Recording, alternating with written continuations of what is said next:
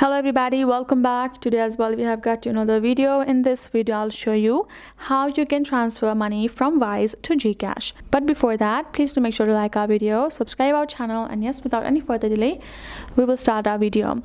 So for that, simply go ahead and log in to your Wise account. Make sure the app is updated and you're logged in. Then you got to go to the send money option. Go ahead, tap on the send money option. Then you have to simply select or add a recipient.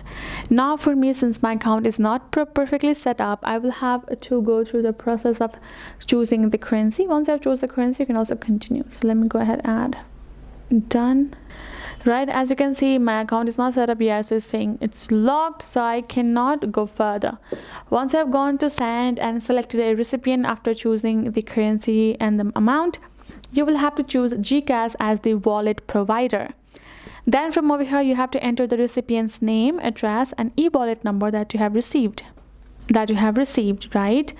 Then you have to simply enter the amount again that you want to send and select send from your Wise balance and confirm the transfer. That's how you can do it. But again, make sure you are verified for that and you have set up your account perfectly for you to do the payment. Hope this video helped. Thank you so much for watching. I will see you guys in our next video.